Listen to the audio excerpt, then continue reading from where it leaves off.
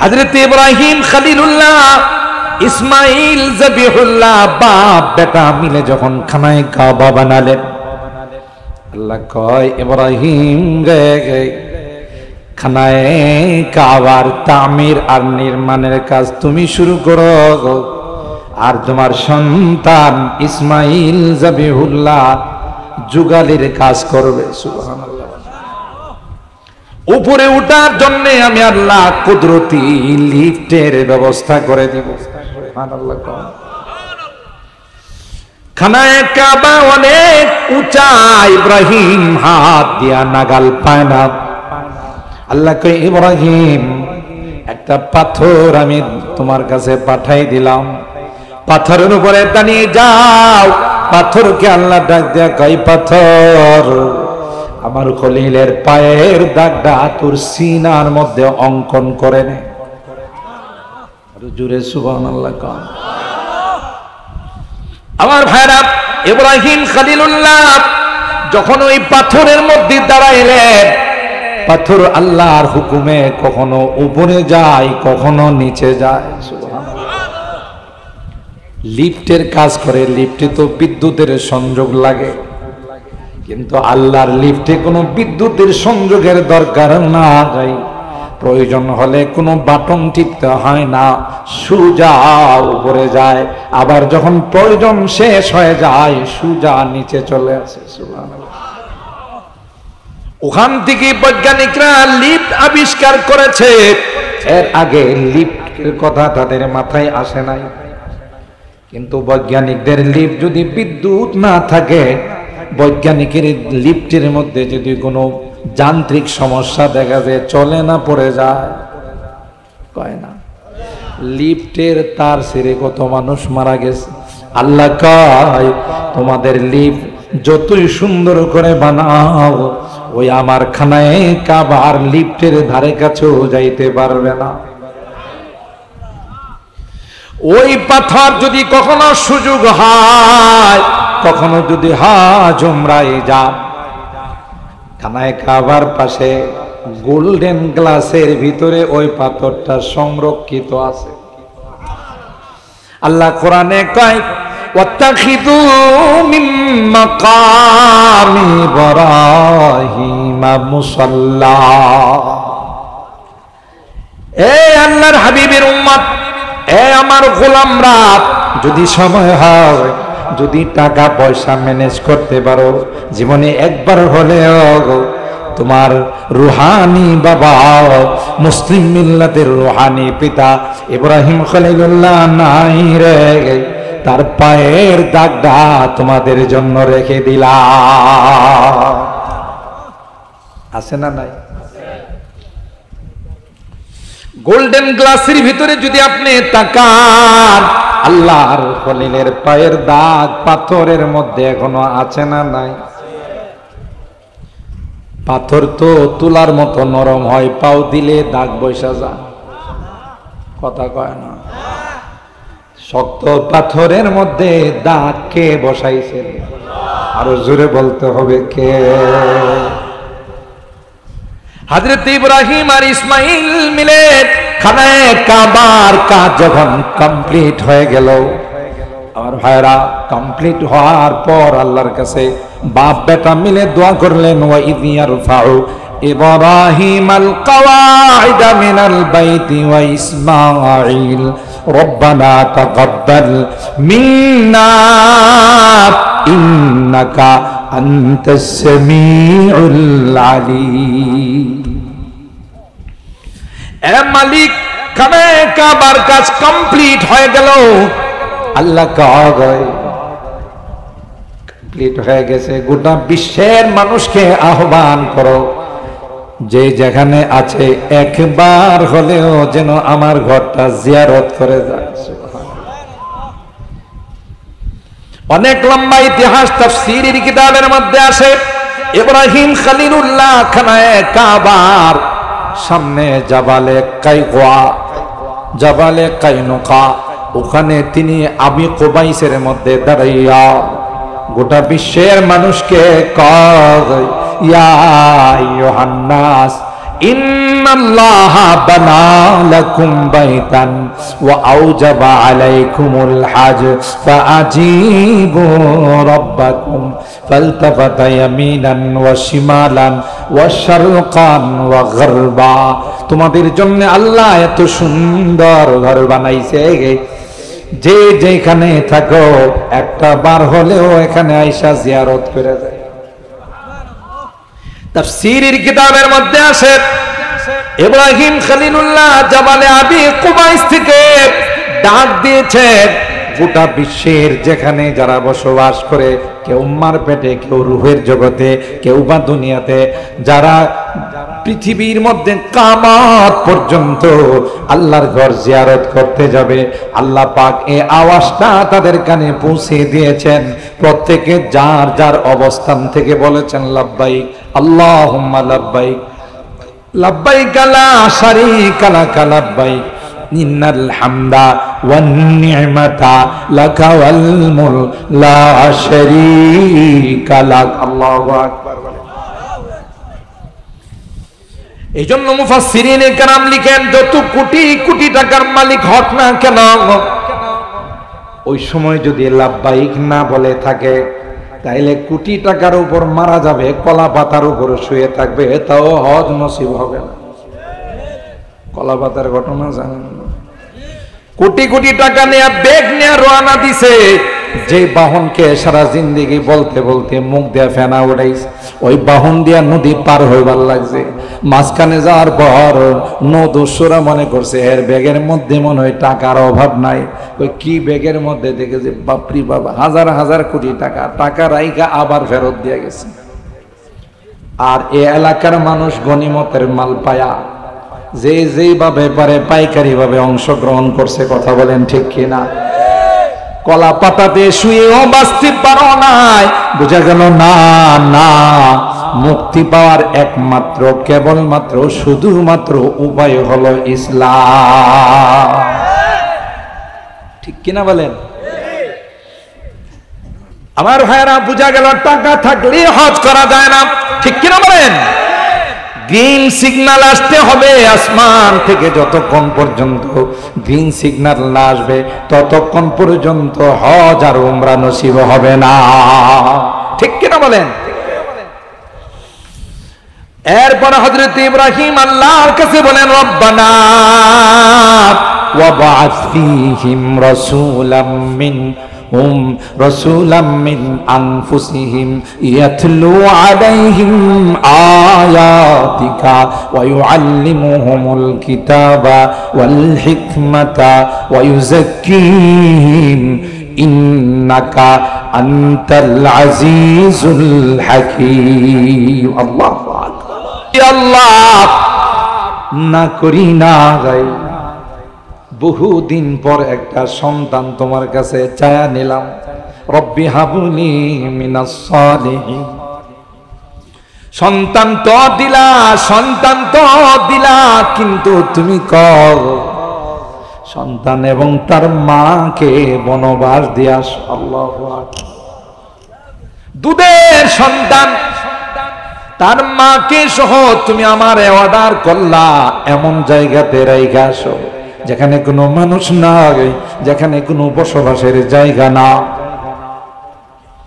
তোমার হুকুমে খানায়ে কাবার সামনে রেখে গেলাম, এখানে কোনো মানব বসতি না, থাকার কোনো ব্যবস্থা নাই। চতুর্দিকে হিংস্র জানোয়ার, চতুর্দিকে বিভিন্ন রকমের মারাত্মক পশু। সন্তানটা তার মাকে যখন রেখে আসি, মনটা বড় কাঁদতে ছিল, কিন্তু বারবার হাজারা আমাকে ডাক দেয়, স্বামীরে কি অপরাধ করলাম যে অপরাধের কারণে রাগ করে আমাদেরকে বনবাস দিয়া গেলা? বলো রে, বলো কি অপরাধে? কিছু কয় না, সামান্য কিছু খেজুর আর পানি দিয়া তিনি জান্নাতুল মালা, ওই জান্নাতুল মালার দিকে, গাজার দিকে তিনি চলে যাচ্ছেন, উঁচা জায়গা। একটা পর্যায়ে হাজেরা জিন মসজিদ পর্যন্ত গেছে, যারা হজ উমরা করেছেন জিন মসজিদ গাজ্জা দিয়ে জান্নাতুল মালা কবরস্থানে, যেখানে আম্মা জান হযরতে খাদিজাতুল কুবরা রাদিয়াল্লাহু তাআলা আনহা শুয়ে আছেন। স্বামী কিছু কয় না, স্বামী শুধু জাগে। একটা পর্যায়ে হাজেরা কর, স্বামী রে বুঝি তুমি আমার কথার জবাব দিবা, শুধু এতটুকুন বলো, এই সিদ্ধান্ত কি তোমার না আসমানের মালিক আল্লাহ? তাওয়া হযরত ইব্রাহিম কিছু কয় না, শুধু মাথা নাড়া দেয়া কয় না, না নবীরা নিজের থেকে কোনো সিদ্ধান্ত নেয় না, জানে সব কোন জায়গা থেকে নেয়। মুহাম্মদ হারগিজ না গুয়াত তানা গুয়াদ জিবরাইল, জিবরাইল হারগিজ না গুয়াদ তানা গুয়াদ রব জলিল। সুবহানাল্লাহ, আল্লাহর ইশারায় রাখছে। তখন হাজেরা বলল, স্বামী আমার কোনো টেনশন নাই, যদি আল্লাহর হুকুমে রেখে গিয়ে থাকেন সেই আল্লাহ আমাদেরকে হেফাজত করবে। সুবহানাল্লাহ, কত বড় কুরবান! বাচ্চাটা একটু বড় হলো, আল্লাহ ডাক দেয়া কই, এ ইব্রাহিম তোমার এই সন্তানটাকে আমার জন্য জবাই করে দাও। আল্লাহু আকবার, আর জোরে বলেন আল্লাহু আকবার। সন্তানটাকে জবাই করার জন্য মিনার প্রান্তে নিয়ে গেছে, জবাই করার জন্য ছুরি চালাইছে। আসমানের মধ্যে ফেরেশতাদের আল্লাহু আকবার ধ্বনিতে আসমান প্রকম্পিত হয়ে গেছে। ইরহাম ইলাহানা, ইরহাম ইলাহানা, ইরহাম ইলাহানা মালিক, এই বুড়া মানুষটারে তুমি কেন জবাই করতে বললা? প্রিয় সন্তান হারানো মানিক, কোরআনো মানিক, রহম করো, তার উপরে দয়া করো। আল্লাহ কই না রে না, তারা বুঝবি না, জবাই করা উদ্দেশ্য নয়, পরীক্ষা করা উদ্দেশ্য। ছুরি চালাইছে, ঠিক কিনা বলেন? আল্লাহ পাকের কাছে হযরত ইব্রাহিম খলিলুল্লাহ কয়, কত কঠিন কঠিন পরীক্ষা নিয়েছো, কোনো আপত্তি জানাই নাই। একটা চাওয়া তোমার কাছে, একটা দরখাস্ত তোমার কাছে, আমি কোনোদিন কিছু চাই না, আজকে একটা চাবো, সেটা হলো শুনেছি রে, আসমানি কিতাবে পড়েছি, নবীগণের সরদার যিনি হবেন তিনি আসবেন দুনিয়ার জমিনে। তুমি সব জায়গাতে তার ঘোষণা দিয়েছো, সবাইকে তুমি জানান দিয়েছো রে, তোমার কাছে একটা ফরিয়াদ, ওই নবীগণের সরদার যিনি বিশ্ব নবী, তিনি যেন আমার বংশ ধরে দুনিয়াতে আসে। সুবহানাল্লাহ। এই জন্য আল্লাহর হাবিব বলেন, আনা দাওয়াতু আবি ইব্রাহিম, আমি কিন্তু আমার বাবা ইব্রাহিমের দোয়ার ফসল। সুবহানাল্লাহ। এই ভাগ আল্লাহ পাক বলেন, ফাবিমা রাহমাতিম মিনাল্লাহি লিনতা লাহুম ওয়ালাউ কুনতা ফাযযান গালিযাল কলবি লানফাদ্দু মিন হাওলি। এ পয়গম্বর, আপনার আখলাক বড় সুন্দর, আপনি দুশমনকে নিকটে পায়াও হত্যা করেন না। বড় সুন্দর আখলাক, বড় মার্জিত ভাষায় আপনি কথা বলেন, নম্র ভদ্র ভাষায় আপনি কথা বলেন। আল্লাহু আকবার। কে প্রশংসা করতেছে? বুখারী শরীফের হাদিসের মধ্যে আসে, আল্লাহর হাবিব সাহাবায়ে কেরামদেরকে নিয়ে যুদ্ধের ময়দান থেকে আসার পথে ক্লান্ত হয়ে গেছেন, এক জায়গায় বিশ্রাম নিচ্ছেন। বিশ্রাম নেওয়ার সময় তলোয়ার গাছের মধ্যে ঝুলানো থাকে। গৌরেস, আল্লাহর নবীর জানের দুশ্মন আবু জাহেল ঘোষণা দিয়া রাখছে, মুহাম্মদের কল্লা যদি কেউ আমার কাছে পেশ করতে পারো, নাউজুবিল্লাহ কন। আর একটু আস্তে নাউজুবিল্লাহ কন, আর একটু আস্তে বলেন। আমরা যদি আস্তে কই আপনারা জোরে কন, আমরা যদি জোরে কইতে বলি তখন আপনারা আস্তে কন, ঠিক না? গৌরেস আল্লাহর হাবিবের দুশ্মন আবু জাহেল ঘোষণা দিয়েছে, মুহাম্মদের কল্লা যদি কেউ নিয়ে আসতে পারো 100 লাল উট পুরস্কার দেওয়া হবে। জালেম বড় জুলুম করেছে, অত্যাচার করেছে, এই জন্য এই জালেমকে আল্লাহ 2টা পিচ্চি দ্বারা সাইজ করছে। কথা কয় না, নাবালেগ 2টা সন্তান, মুআয আর মুআওয়ায, 2 ভাই ছোট, মাকে বলে মা বিদায় দাও রে, বদরের যুদ্ধে যাব। সুবহানাল্লাহ। মা ডাক দেয়া, কই তোমরা ছোট মানুষ কি জন্য যাবে? মা শুনেছি রে নবীর বড় দুশমনটা আজকের যুদ্ধের মধ্যে আসবে, যতক্ষণ পর্যন্ত ওকে জাহান্নামে না পাঠাবো ততক্ষণ পর্যন্ত তোমার কুলে ফেরত আসবো না। দেখছেন দুনিয়ার নিজাম? দেখছেন যে যত বড় বাহাদুর, যে যত বড় দাম্ভিকতা দেখাবে, যত বড় মাস্তানি করবে, আল্লাহ তাকে তত ছোট জিনিস দিয়ে সাইজ করে। বিশ্বের বাদশা ছিল মিস্টার নমরুদ, নাম শুনছেন না?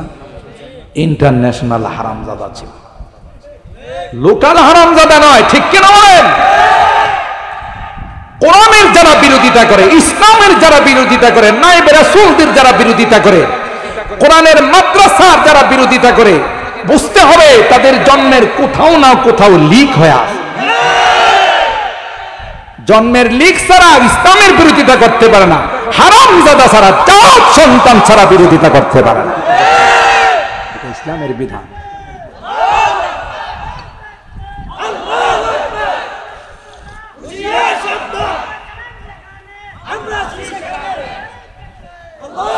সম্মানিত সুধী, ইতিহাস যারা ভুলে যায় তাদের কপাল পড়ে যায়। ইতিহাসকে মনে রাখতে হয়। কার বিরোধিতা করো? তাদেরকে মৌলবাদ বলো, কাদেরকে সন্ত্রাস বলো, কাদেরকে জঙ্গিবাদ বলো। এদেশে যখনই কোনো দুর্যোগ দেখা দেয়, সবার আগে যারা মাঠে নামে মানুষের পাশে দাঁড়ায়, এরা হলো নায়েবে রাসূল, উলামায়ে কেরাম। কথা বলেন ঠিক কিনা? বিরোধিতা তুমি কার করো? আপনি করোনা বলেন, বন্যা বলেন, সিডর বলেন, আয়লা বলেন, মহাসিন বলেন, জাম্পান বলেন, আমপান বলেন, নার্গিস বলেন, যত কিছু বলেন, সমস্ত দুর্যোগের মধ্যে সবার আগে মানুষের পাশে যারা দাঁড়ায়, এরা হলো আপনাদের পরামর্শ নিয়ে, আপনাদেরকে নিয়ে হাক্কানি রব্বানি নায়েবে রাসূল, উলামায়ে কেরাম। কথা বলেন ঠিক কিনা? তাদেরকে রাজাকার বলো যে তোমরা পাকিস্তানে চলে যাও। ওলামায়ে কেরাম নায়েবে রাসূল যারা, ওদের সেকেন্ড হোম নাই, বিদেশে কোনো বাড়ি নাই, সুইস ব্যাংকে তাদের কোনো টাকা নেই, এদেশে জন্মাইছে, এদেশেই তারা মৃত্যুবরণ করবে। এদেশের মাটির দিকে যদি কেউ চোখ রাঙ্গায়া তাকায়, সাথে সাথে তাদের চোখগুলো খুলে নেবে। দেশপ্রেম, মুখে মুখে দেশপ্রেম দেখাও, আর বিপদে বললে আকাশ দিয়ে উড়া যাও। কথা কয় না, ভণ্ডামি ছাড়া কিছু নয়, এটা দেশপ্রেম নয়। আমরা দেশপ্রেম, আমাদের কাছে আছে হুব্বুল ওয়াতান মিনাল ঈমান, দেশের ভালোবাসা, এটা ঈমানের অঙ্গ। কথা বলেন ঠিক কিনা? আমি রাজনীতি কথা কই না, কিন্তু কিছু বাস্তব কথা বলি। রাগ করেন না, যেই দলই করেন, অনুরোধ, মাপ চাইতেছি। আমারই দেশ আয়তনে ছোট্ট হতে পারে, বর্তমান বিশ্বে এমন কোন রাষ্ট্র নাই এই দেশকে চিনে না। মানচিত্রে দেশ বাহির করতে 2000 পাওয়ারের চশমা লাগে, তালাশ করে পাওয়া যায় না কোন কোনায় যে লুকাই রয়েছে। কথা কন ঠিক কিনা? কিন্তু আজকে গোটা বিশ্বের এমন কোন রাষ্ট্র নেই যেই রাষ্ট্র আমার এই বাংলাদেশকে চিনে না। কোন ফুটবলারদেরকে দিয়ে নয়, কোন ক্রিকেটারদেরকে দিয়ে নয়, আমার দেশের কোরআনের পাখিদেরকে দিয়ে গোটা বিশ্ব চিনে। বিশ্বের 150-200 রাষ্ট্রকে পিছনে ফেলে আমার দেশের তাকরিবের মতো নাবালেগ সন্তানরা বিশ্বকে তাক লাগায়া 1 নম্বর স্থান অধিকার করে লাল সবুজের পতাকা বিশ্বের মধ্যে পথ পথ করে উড়ায়। কথা বলেন ঠিক কিনা? আজ পর্যন্ত কোনো ফুটবলার, কোনো ক্রিকেটার ফাইনাল তো দূরের কথা, সেমিফাইনালের বারান্দায় যেতে পারে না, পারছে? আর কোরআনের সৈনিকরা যেখানে কোরআন নাযিল হয়েছে, খুদ খানায়ে কাবা হারামাইনের ভিতরে কোরআন প্রতিযোগিতায় গোটা বিশ্বকে চ্যালেঞ্জ করে বাংলাদেশের সম্মান গোটা বিশ্বের মধ্যে উড্ডীন করে। কথা বলেন ঠিক কিনা? পারা জিসকি लहन से तूरे खुदा होने को है गई, पारा जिसकी लहन से तूरे खुदा होने को है जिससे खाशिअन मुतसद्दिअन होने को है। ওই কালাম তাদের সিনায় ধারণ করেছে, যে কালাম হলো আল্লাহ রাব্বুল আলামিনের কালাম। আল্লাহ বলেন আমার কালাম যাদের সিনায় সংরক্ষণ করেছে, গোটা বিশ্ব মিলে যদি চেষ্টা করে, শক্তি মহাশক্তি পরাশক্তি মিলে যদি চেষ্টা করে, না না আমার কালামকে অফ করতে পারবে না। যারা অফ করতে আসবে তারাই চিরতরে অফ হয়ে যাবে। কথা কয় না? পারছে কেউ অফ করতে? चरागे राम के इज्जत बर फरोजाद, चरागे राम के इज्जत बर फरोजाद, हरा कस दम जनादिरी शशे बसुजा। কবি ডাক দেয়া বলেন এত বড় স্পর্ধা, এত বড় দুঃসাহস দেখায় না। এটা বুঝতে হবে এটা কোনো মানুষের জ্বালানো লাইট না, এটা কার জ্বালানো লাইট? আর জোরে বলতে হবে। কুহু সারি হাত দব যাতে हैं, तोहफा यहाँ रुक जाते हैं। সুবহানাল্লাহ বলতেছে এখানে যত বড় পাওয়ার নিয়ে আসো কোরআনের সামনে, এখানে লেজ গোটাইতে বাধ্য। কথা বলেন ঠিক না ভাই? कुहू सारी हाथ दब जाते हैं, तोहफा यहाँ रुक जाते हैं, इस काख फकीरी के आगे, इस काख फकीरी के आगे शाहों की महल झुक जाते हैं। इल्म गुनल का गहवारा तारीख का वो से पारा है, हर फो निहाय के शोला है, हर सर्व यहाँ नारा है। अल्लाहु अकबर बोले। इमदाद रशीद अशरफ का, ये जामिया अशरफिया, ये अल्लाहर वली मुजद्दिद मिल्लत शाह আশরাফ আলী থানভী রহমাতুল্লাহ আলাইহির নামে এই মাদ্রাসা একদিন আশরাফ আলী থানভীর মতো চমকাবে। কথা বলেন ঠিক কিনা? ইমদাদ রশিদ আশরাফ কা ये कुल्ज़ुम इल्फा फैलेगा। এটা শুধু চমকাইতেই থাকবে, চমকাইতেই থাকবে, কেউ তার চমকানো বন্ধ করতে পারবে না। কথা বলেন ঠিক কিনা? এই বাবারা এই দৌড়াদৌড়ি করেন। ইমদাদ রশিদ আশরাফ কা ये कुल्ज़ुम इल्फा फैलेगा, ये शजारा तैयब फैला है, ये शजारा तैयब फैला है, ताउसात इनका फैलेगा, इल्म गुनल का गहवारा तारीख का वो से पारा है, हर फो निहाय के शोला है, हर शर्व यहाँ मीनारा है। अल्लाहु अकबर। এই মাদ্রাসা থেকে হাকিমুল উম্মত মুজাদ্দিদি মিল্লাত শাহ আশরাফ আলী থানভী বের হয়। আল্লাহু আকবার বলেন।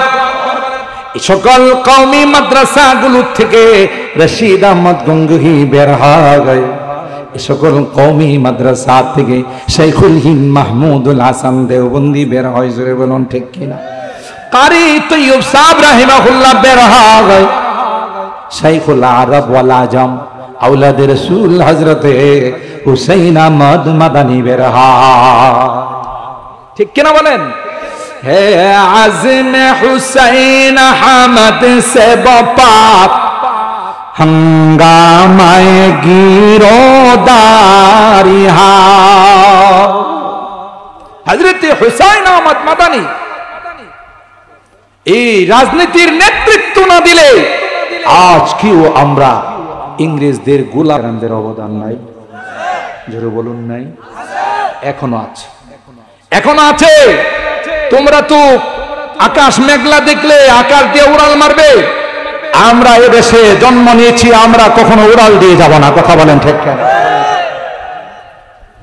হে আজমে হুসাইন আহমদ সে বাপ हंगामाए गिरोदारी शाखों की लचक बन जाती है, शाखों की लचक बन जाती है, बातिल के लिए तलवार है, इल्म हुनर का गहवारा तारीख का वो से पारा है, हर फूल निहाय के शोला है, हर शल्वा यहाँ मीनारा है। अल्लाहु अकबर बोले। আমার ভাইরা,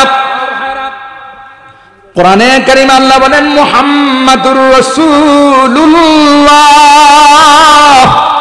ওয়াল্লাযীনা মাআহু আশিদ্দাউ আলাল কুফার রুহামাউ বাইনাহুম।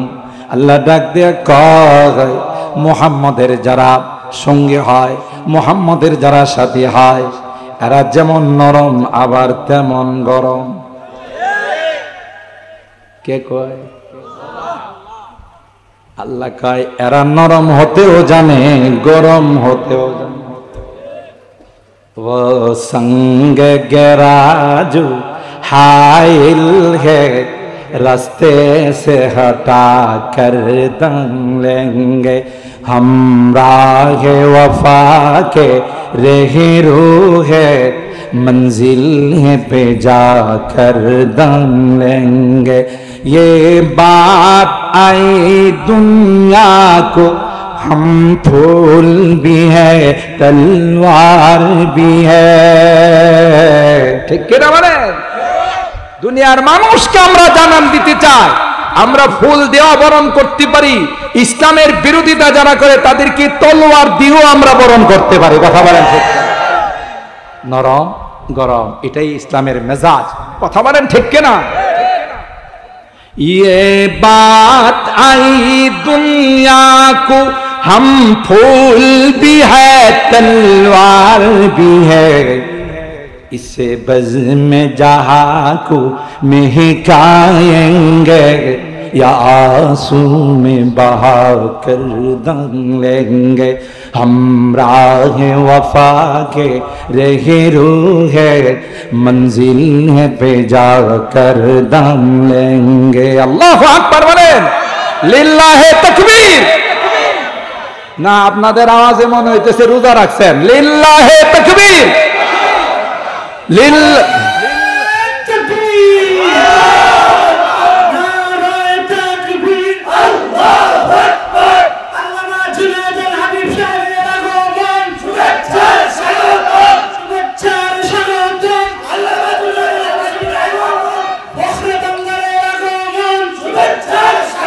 খতিবে বান্দাল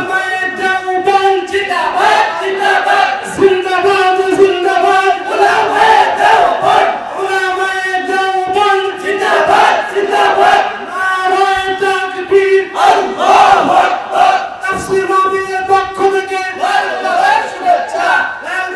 শুভেচ্ছা।